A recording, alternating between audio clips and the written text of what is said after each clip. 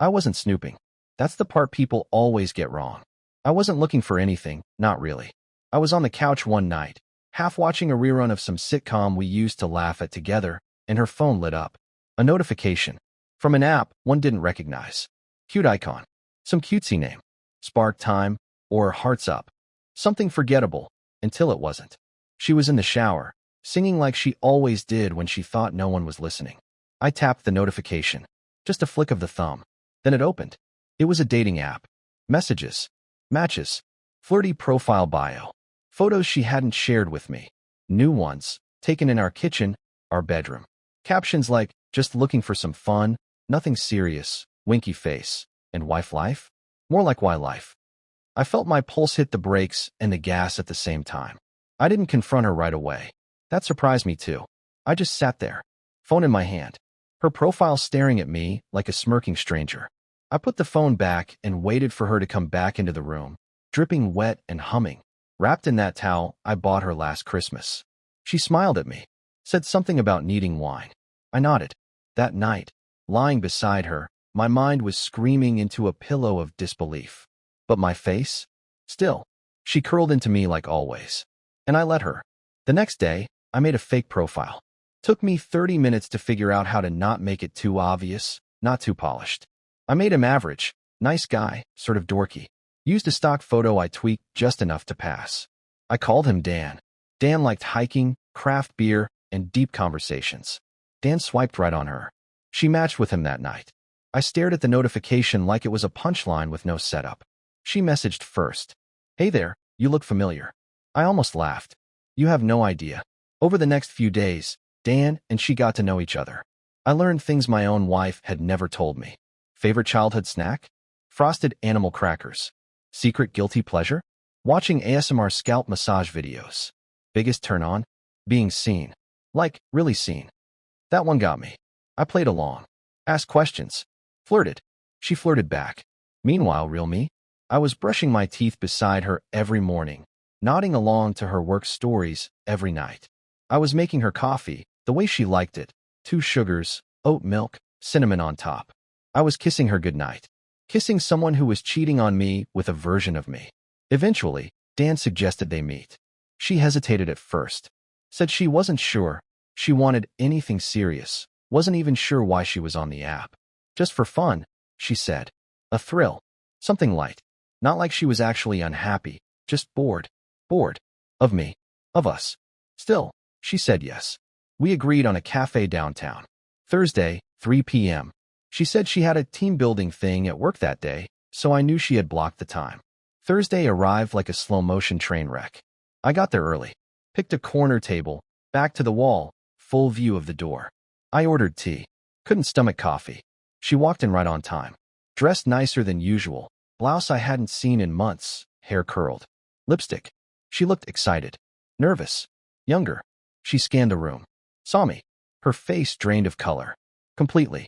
Like someone had erased the expression from her with one hard swipe. I didn't say a word. Didn't even flinch. I just smiled. Not the angry kind.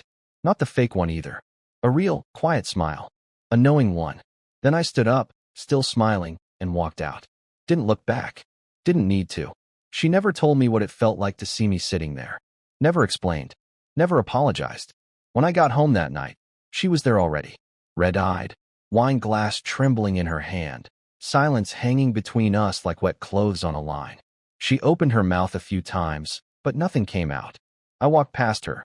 Took a long shower. Slept in the guest room. She cried herself to sleep. I didn't. And that's where this part of the story ends. Not with a bang. Not with a confrontation. Just with silence. And a profile that got exactly what it was looking for. A little fun. The next morning, the world kept moving. The sun came up. Birds chirped. Trash trucks roared down the street like nothing had changed. But for us, everything had. She made coffee. I didn't drink it. She tried small talk. I answered with nods.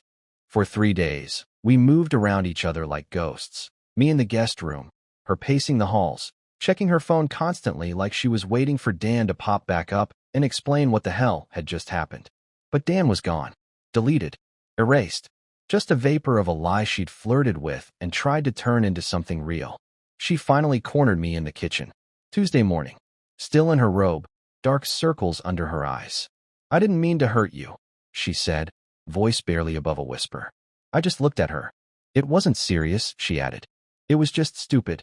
A rush. I didn't think I'd actually meet anyone. You did, I said. Calm. Too calm. She flinched. I mean, yeah, but it was harmless. I laughed. Couldn't help it. That word. Harmless. Like betrayal was a mosquito bite. I didn't do anything with anyone, she insisted. I never even kissed anyone. But you wanted to, I cut in. You dressed up. You walked in there ready to cheat.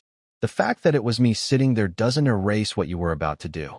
Her mouth opened, then shut. I don't know why I did it, she mumbled. You were bored, I said. You needed a thrill. I read the messages. Tears welled up in her eyes. It was just online. Everyone does it. Not everyone is married, I replied. She broke then. Started crying like someone who didn't know whether to scream or collapse. She reached for me, and I didn't move. Just stood there, letting her hands hang in the air between us like they belonged to someone else. I still love you, she said, desperate. I didn't respond. What do you say to someone who loves you enough to kiss your forehead, but not enough to stay off Tinder? We went to counseling. For a while.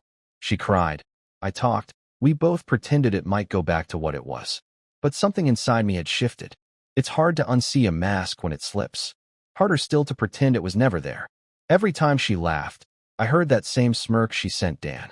Every time she said, I love you, I remembered how easily she'd played footsie with the idea of someone else. Not just someone better, just someone new. That's what haunted me. Not who she was texting, but how little she seemed to care until she got caught. And not even by me. By me pretending to be someone else. Eventually, I told her I needed space. More than just the guest room. I moved in with my brother for a while.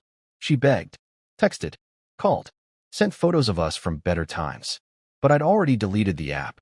Not just the fake profile. The whole idea of us. We separated 6 months later. People ask me if I regret not confronting her sooner. If I regret catfishing my own wife. I don't.